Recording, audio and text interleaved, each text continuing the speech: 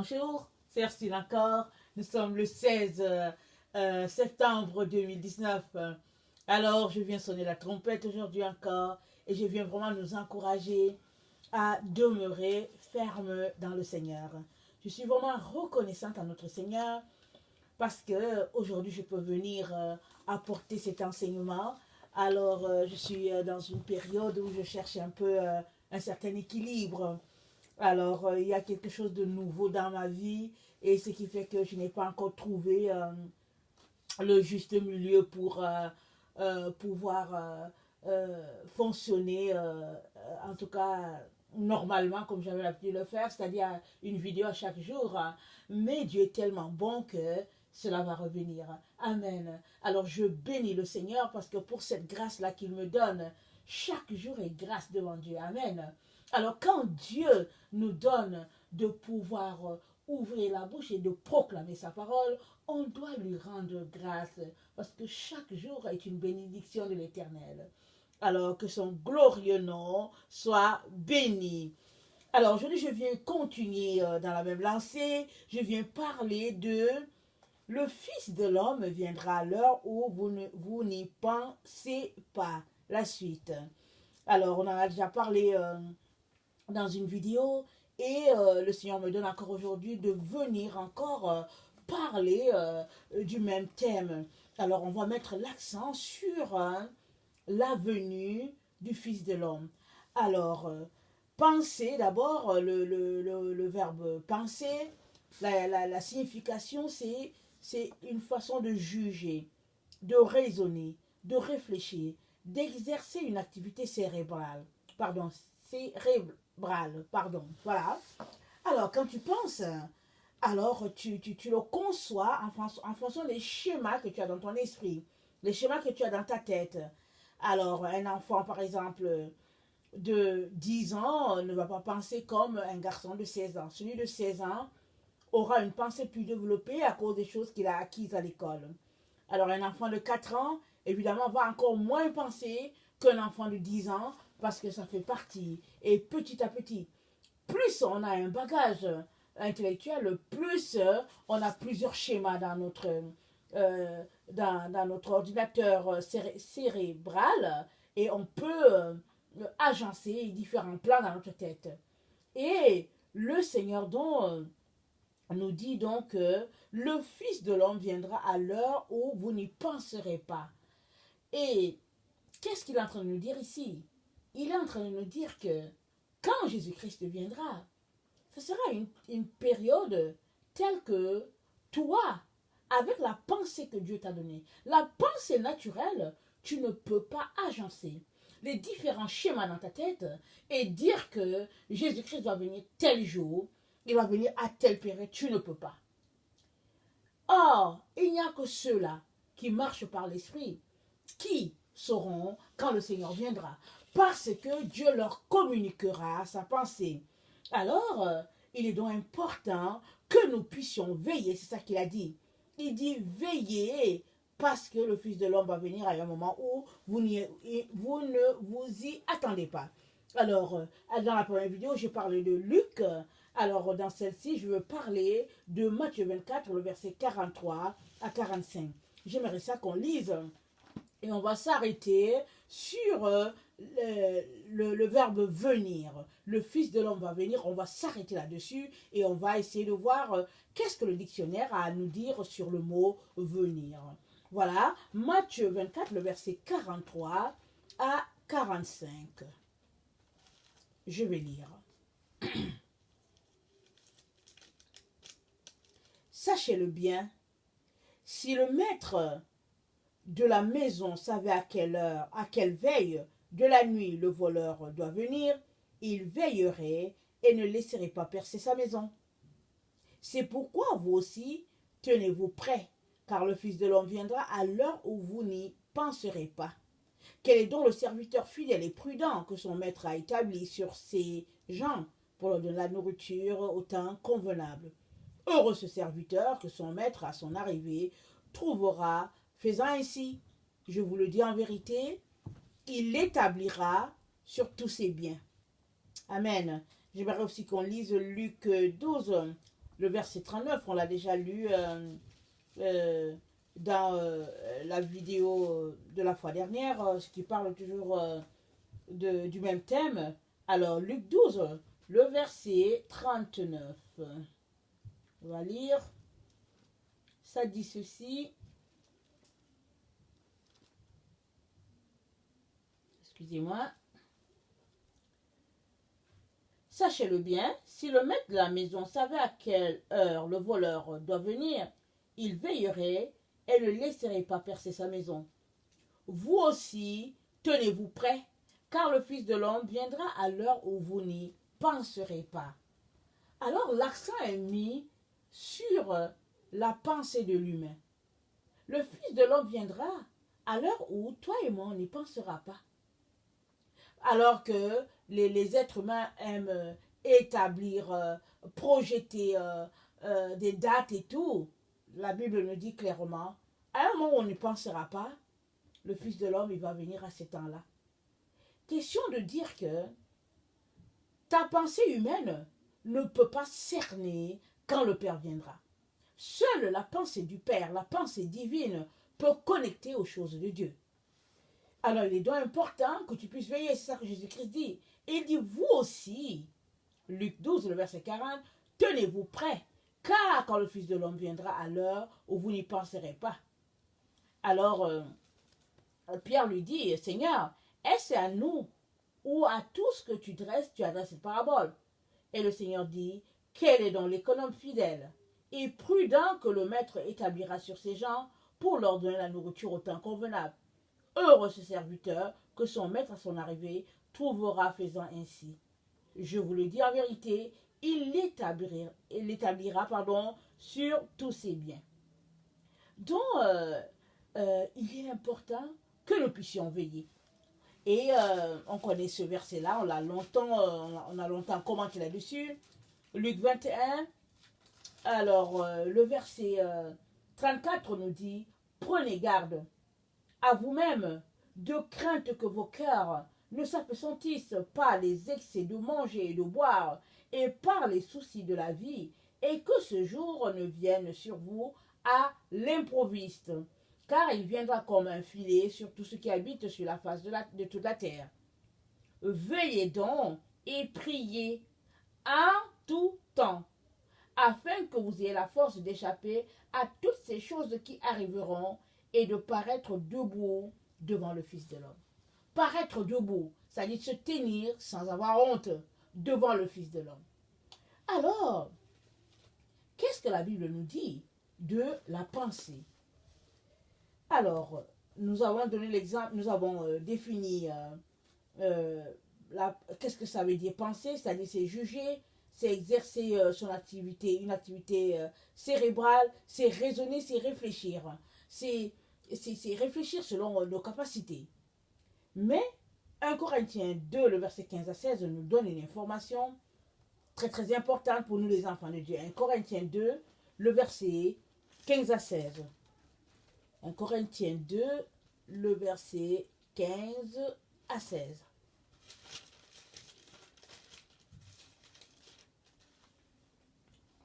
Alors ça dit ceci.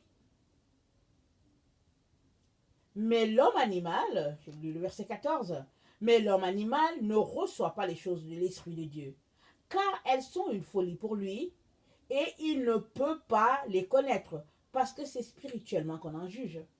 Voilà. Pour que nous venons de définir le mot penser. Alors, le dictionnaire nous dit que penser, ça veut dire juger, ça veut dire raisonner, ça veut dire réfléchir. Et ici, au verset 14, ça nous dit, l'homme animal ne reçoit pas les choses de l'Esprit de Dieu, car elles sont une folie pour lui et il ne peut les connaître, parce que c'est spirituellement qu'on en juge. Alors, pour comprendre les choses de Dieu, tu ne peux les comprendre que selon Dieu, si du moins tu marches selon Dieu. Si du moins tu es quelqu'un qui veille, qui est connecté au Père, 24 heures sur 24. Si tu es quelqu'un qui a la crainte de l'Éternel, qui marche selon Dieu, alors la Bible nous informe que c'est spirituellement qu'on juge les choses de Dieu, alors spirituellement, tu jugeras selon Dieu. Mais si tu es quelqu'un qui marche avec le Seigneur clopin, qui a un pied dedans, un pied dehors, qui fait à ta tête, qui aime les choses du monde, alors oublie que tu puisses juger selon le Seigneur. Oublie que tu puisses penser selon l'Éternel. Parce que tes pensées seront les pensées du monde. C'est ça que Jésus-Christ a dit. Il a dit, car mes voix ne sont pas vos voix, mes pensées ne sont pas les vôtres, mes voix sont élevées au-dessus des vôtres, et mes pensées sont bien au-delà. Donc, on ne peut pas avoir les pensées de Dieu si on ne marche pas connecté à lui. Rappelons-nous, le jeune homme riche. Alors il est venu voir le Seigneur, il a dit, bon maître, qu'est-ce que je peux faire pour être sauvé? Jésus a dit, pourquoi tu m'appelles bon? Première question. Deuxième question, Jésus-Christ lui a dit, voilà, va observer les lois divines et tout ça. Il dit que non, moi je lui ai observé ça. Jésus-Christ l'aima, la Bible dit que Jésus-Christ l'a vraiment aimé. Et là, Jésus lui dit, va, et vends tout ce que tu as et donne-le aux pauvres. La Bible nous dit, il est parti tout triste parce qu'il avait beaucoup de biens. Son cœur était attaché à ses biens. Il n'a pas saisi la pensée de Christ. Il n'a pas pu juger selon Christ. Il a jugé selon ses poches et il a réalisé que non, il ne pouvait pas. Il a refusé la perche que le Seigneur lui tendait. Parce que c'est spirituellement qu'on en juge et lui n'a pas pu juger selon le Seigneur.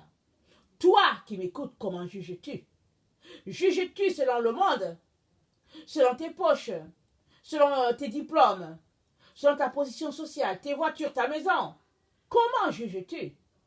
Si tu veux juger selon Christ, il est très très important que tu restes connecté à ton Seigneur Jésus. Amen. Alors, le verset 15. L'homme spirituel, au contraire, juge de tout. Il n'est lui-même jugé par personne. Amen. Amen. L'homme spirituel juge de tout. Et il n'est jugé par personne. Parce qu'étant connecté au Père, le Père lui donne de voir les choses d'une manière très, très détachée. Alors, il peut voir qu'ici, c'est le péché.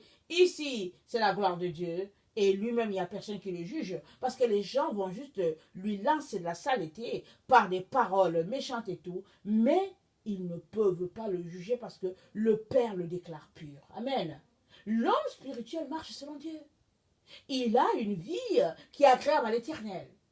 Qui peut donc le juger? Qui peut le condamner? Parce que c'est dit qu'il peut condamner les élus de Dieu. Amen. Alors, le verset 16 dit, car qui a connu la pensée du Seigneur pour l'instruire. Oh, nous avons la pensée de Christ. Amen. Quelle vérité. Alors, nous avons la pensée de Christ. Si du moins, nous marchons selon Christ. C'est pas parce que tu vas à l'église que tu as la pensée de Christ. C'est pas parce que tu as donné ta vie à Jésus-Christ il y a un jour, il y a peut-être 20 ans, 40 ans que... Non. Ici, c'est dit, qui a connu la pensée du Seigneur pour l'instruire, nous avons la pensée de Christ. As-tu la pensée de Christ, mon frère? Ma soeur, as-tu la pensée de Christ? Il n'est pas tard pour avoir la pensée de Christ. Pourvu que tu le veuilles. Pourvu que tu te repentes, que tu viennes devant le Seigneur pour dire, Seigneur, j'ai marché sur la vanité de mes pensées, mais aujourd'hui, j'aimerais marcher selon tes pensées. Aide-moi, Seigneur, à changer, à faire U-turn, à quitter les voies dans lesquelles je me trouve pour me retrouver uniquement sur tes voies. Alors, si c'est ce que tu embrasses, sûr et certain, tu marcheras selon les pensées de Christ et comme ça, tu pourras saisir. Parce que l'Esprit de Dieu te communiquera les choses. L'Esprit de Dieu ouvrira ton esprit, ouvrira ton entendement et te donnera de connecter aux choses telles qu'elles sont en train de se passer sur le plan divin. Amen. 1 Corinthiens 2, le verset 10 nous dit ceci.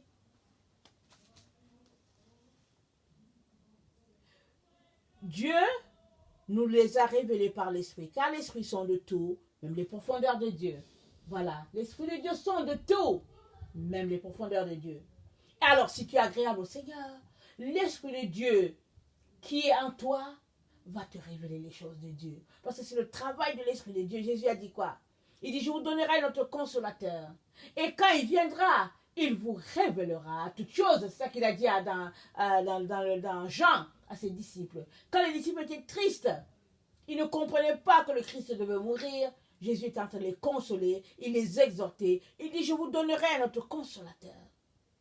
Et il vous enseignera toutes choses. Il vous conduira dans la vérité. Et la Bible, le passage que nous venons de lire nous dit que l'Esprit de Dieu sonde tout, ils sont de même les profondeurs de Dieu. Alors si tu es connecté à l'Esprit de Dieu, si tu en as fait ton ami, comment va-t-il te cacher les choses essentielles, les choses importantes? Il ne peut pas te les cacher. Il va te les révéler.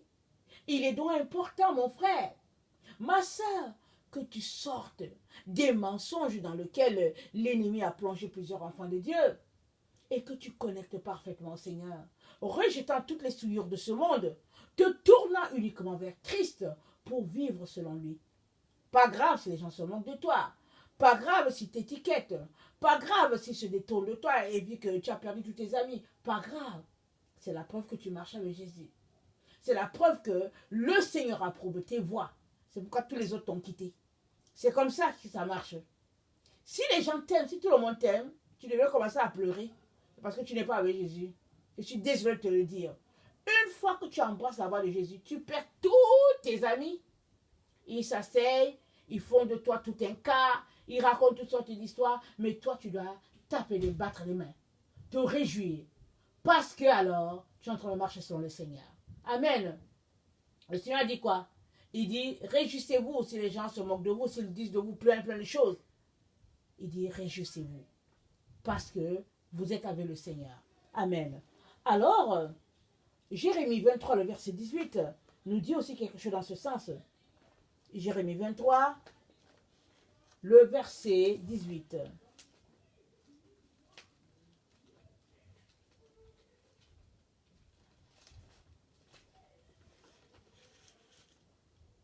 Le verset 18, attendez, je veux le lire. Qui donc a assisté au conseil de l'Éternel pour voir, pour écouter sa parole? Qui a prêté l'oreille à sa parole qu'il a entendue? Voici la tempête de l'Éternel. La fureur éclate, l'orage se précipite. Ils font sur la tête des méchants. La colère de l'Éternel ne se calmera pas jusqu'à ce qu'il ait accompli, exécuté les desseins de son cœur. Vous le comprendrez dans la suite des temps. Amen. Donc, qui a donc assisté au conseil de l'Éternel pour voir, pour écouter sa parole? Voici la tempête de l'Éternel, la fureur éclate. Donc notre Dieu est un feu dévorant et notre Dieu nous donne toujours, si nous marchons selon lui, d'être connectés à ce qu'il a à nous dire. Il ne cache pas les choses à ses enfants. Il leur révèle les choses. Et je viens nous encourager à être des personnes qui désirent connaître la pensée du Christ, qui ont soif de connaître Dieu dans son intimité, qui ont soif de marcher selon ses desseins, ses voies, qui ont soif d'expérimenter plus que de 2 heures par semaine que nous passons, des personnes connectées à tout moment à leur Créateur. Comment Dieu te cachera-t-il ce qu'il est sur le point d'accomplir sur la terre? Il ne peut pas te les cacher. Voilà pourquoi il est très très important que nous puissions marcher et vivre selon notre Dieu et aspirer à plus. Amen. Alors,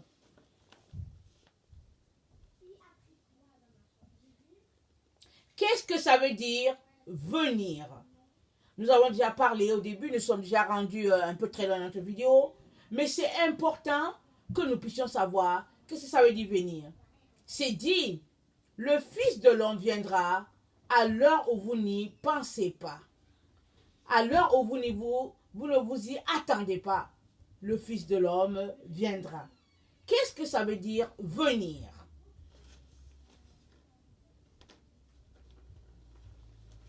On va regarder. Il y a un sens à venir. Le premier sens, c'est se déplacer de manière à aboutir dans un lieu. Donc, on peut se déplacer voilà, on se déplace en direction, ça c'est venir. On peut aussi déléguer quelqu'un. Exemple, une autorité. Le maire, par exemple, ne peut pas venir à une assemblée, par exemple. Alors, il délègue quelqu'un qui travaille avec lui. Alors, les gens vont dire, bon, voilà, l'assemblée, tant, le maire n'a pas pu venir, il a délégué telle personne, et cette personne-là est reçue comme si c'était le maire en personne. Parce que cette personne représente le maire. Alors, Jésus peut venir lui-même en personne, mais il peut déléguer. Ça, c'est aussi venir. Ça, c'est le deuxième sens. Le troisième sens, venir, c'est se produire. Alors, il y a un événement qui se produit et on sait que Dieu était là. Amen. Exemple, il y a quelque chose qui se passe, un miracle se passe et puis tout le monde va dire, Dieu était là en personne. Ils vont dire ça. Vous savez, ça se dit souvent.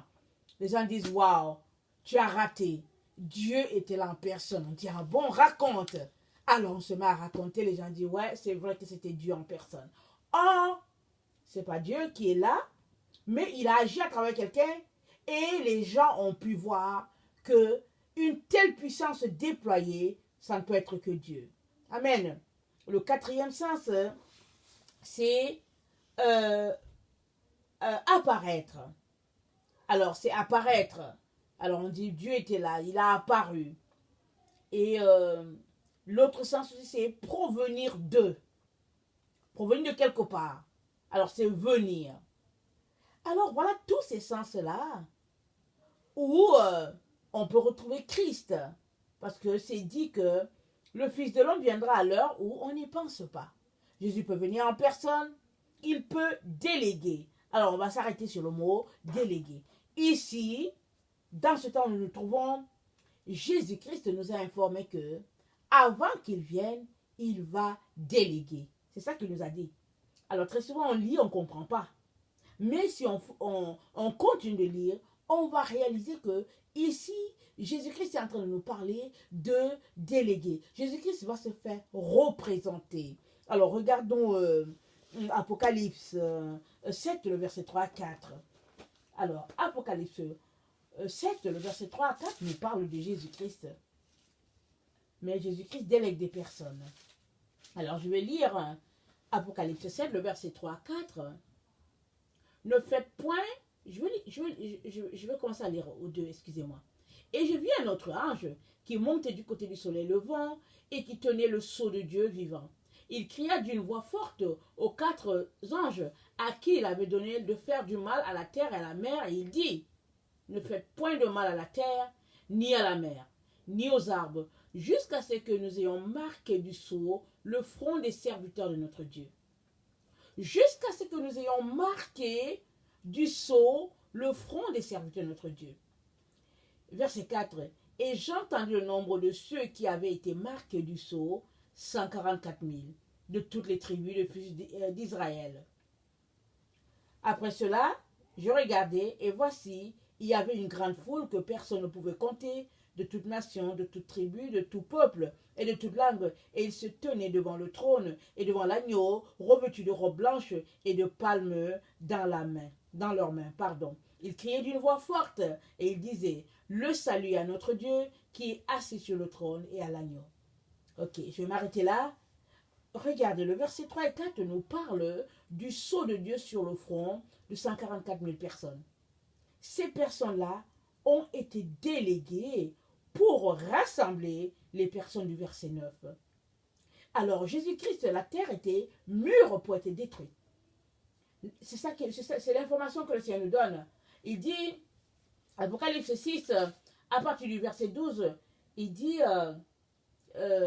voici, ça nous décrit que, bon, la terre était, le ciel, la lune, le soleil, tous étaient en train de s'écrouler. Et là, au verset 7, Jean il voit les 4 anges, mais il entend un ange qui court. Il dit, oh, attention. Il dit, je vis un autre ange qui montait du côté du soleil levant et qui tenait le sceau de Dieu vivant. Il cria d'une voix forte aux 4 anges. Il dit, ne faites point de mal à la terre, ni à la mer, ni aux arbres, jusqu'à ce que nous ayons marqué du sceau le front des serviteurs de notre Dieu. Les serviteurs de Dieu ont été marqués. Le sceau de Dieu est sur eux. Donc quand le sceau de quelqu'un est sur toi, c'est que tu viens au nom de la personne. Rappelons-nous dans l'histoire d'Esther. Alors, il y avait Aman, il y avait Madoché. Madoché, je pense que c'était l'oncle de Esther. Et Aman, c'était cette personne-là qui détestait Madoché. Mais pendant un certain temps, il a servi comme le bras droit du roi. Et il avait le sceau de Dieu pour faire du mal à quiconque il voulait. Alors, il a utilisé, pas le sceau de Dieu, pardon, excusez-moi, le sceau du roi. Alors, il a utilisé le sceau du roi pour faire du mal aux Juifs. Et il a fallu l'intervention d'Esther dans le jeûne et dans la prière avec un groupe d'autres Juifs pour que ce sceau-là soit renversé. Sinon, Naaman a mis le sceau sur le papier et on ne pouvait pas révoquer cela. Le roi n'avait pas le choix que d'approuver parce que c'était son sceau à lui. Il a agi sans consulter le roi avant, mais voilà, il a mis le sceau du roi. Alors ces 144 000-là, ils portent le sceau de Dieu. Ils agissent au nom de Dieu, exactement comme c'était le Seigneur. Et ces 144 000-là, ils ont rassemblé un groupe au verset 9, au verset 10 d'Apocalypse 7, et ils les ont rassemblés pour Dieu le Père. Alléluia! Alors, Jésus-Christ est venu là. Donc, avant que nous puissions le voir en personne, Jésus-Christ est en train de nous dire, vous allez me voir à travers ces 144 000-là. Parce qu'ils vont agir exactement comme s'ils étaient Jésus-Christ. Quand les gens vont les voir agir, ils vont voir que non, non, non, ça ce n'est pas la puissance des pasteurs sorciers là. Les pasteurs charlatans là, qui avant de te donner une prière, disent d'abord, dépose un terrain ici, ils disent, bon, dépose une bouteille de vin là, et puis ils disent, bon, lève-toi, toi qui es ici, et puis bon, voilà, ils se mettent à prier, ils disent que oui, envoie l'enveloppe et tout. Tous ces gens-là, ils seront détruits par la puissance de Dieu, parce qu'ils n'agissent pas au nom de Yeshua. Ils agissent au nom du diable. Mais les serviteurs de Dieu, ceux-là qui portent le nom de Jésus-Christ, ils vont agir exactement comme Jésus.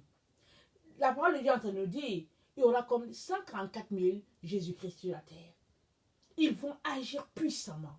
Et ils vont racheter plusieurs personnes pour Dieu le Père. Amen.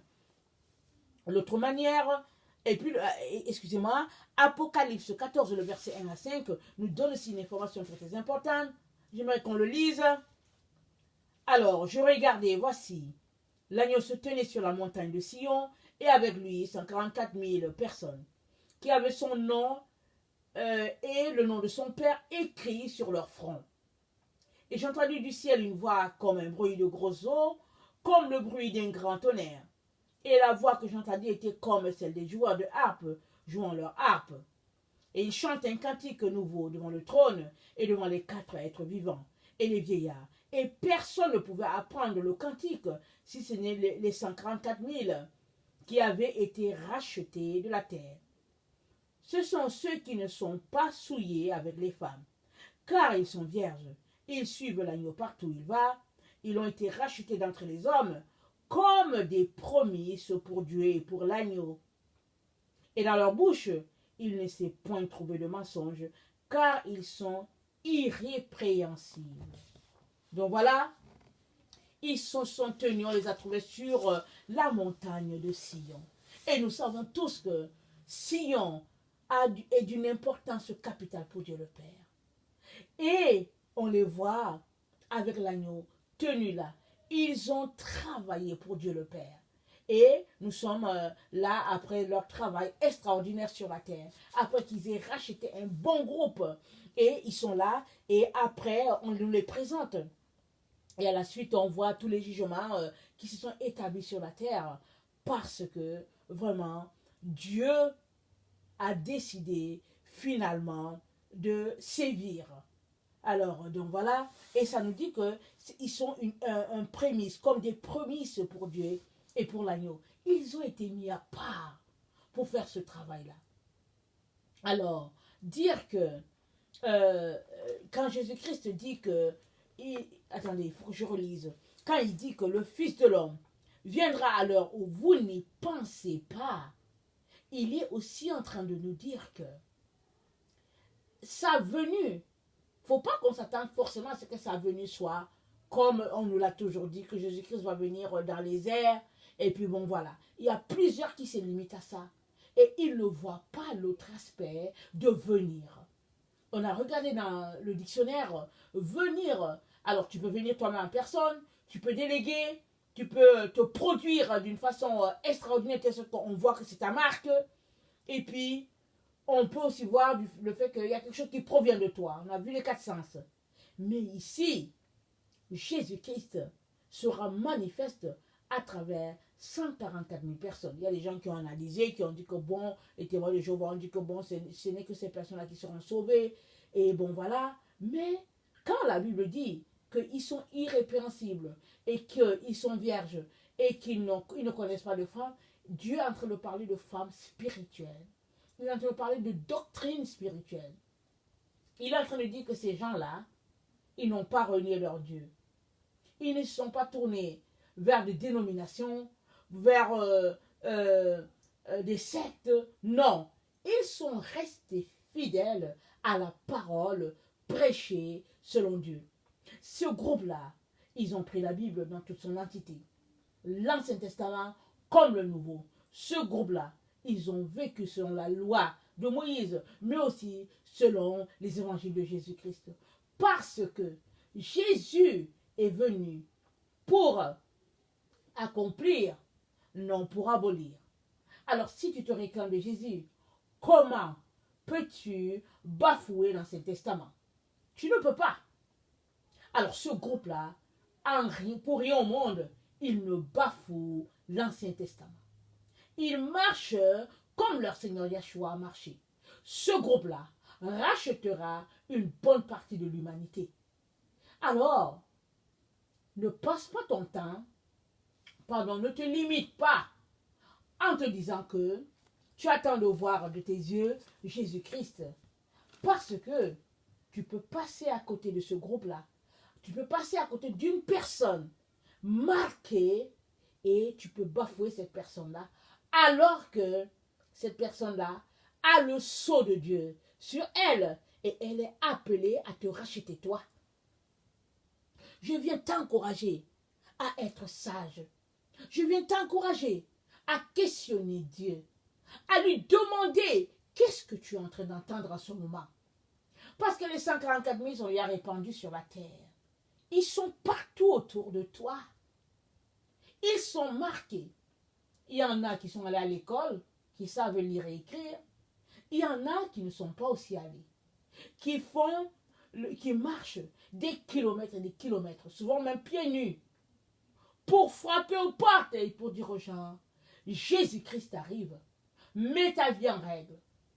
Alors je viens t'encourager aujourd'hui, mon frère, ma soeur, à être sage, à ne pas rejeter ce que tu es en train d'entendre, en te disant que, ouais, ce n'est pas maintenant, c'est du n'importe quoi. Parce que tu ne sais pas qui sont les 144 000 autour de toi. Seul si tu demandes à Dieu, il ouvrira tes yeux et il te donnera de voir. Amen. Demain, je vais encore parler du même thème parce qu'on n'a pas fini. Mais avant de nous quitter, j'aimerais qu'on lise un peu d'un proverbe à propos de la sagesse. Nous avons besoin d'être très très sages à ce temps où nous nous trouvons. Alors, certaines personnes sont tellement remplies d'elles-mêmes qu'elles prêtent à Dieu beaucoup d'intentions. Mais je viens te dire que nous sommes dans le temps où Jésus-Christ est en train d'établir son royaume sur la terre. Réveille-toi et fais tout pour que ta couronne ne te soit pas volée. Amen. Alors, Proverbe 3, à partir du verset 1, ça dit, « Mon fils, n'oublie pas mes enseignements et que ton cœur garde mes préceptes, car ils prolongeront les jours et les années de ta vie, et ils augmenteront ta paix. Que la bonté et la fidélité ne t'abandonnent pas. Lis-les à ton cou, écris-les sur la tablette de ton cœur. Tu acquerras ainsi la grâce et une raison saine aux yeux de Dieu et des hommes. Confie-toi en l'Éternel de tout ton cœur et ne t'appuie pas sur ta sagesse. Reconnais-le dans toutes tes voies et il aplanira tes sentiers. Ne sois point sage à tes propres yeux. Crains l'Éternel et détourne-toi du mal. Ce sera la santé pour tes muscles et un rafraîchissement pour tes os. Amen. Que le Seigneur bénisse sa parole et qu'il nous donne de frapper jusqu'à ce qu'il nous ouvre. Soyez bénis. Je vous aime beaucoup et Dieu davantage. Merci.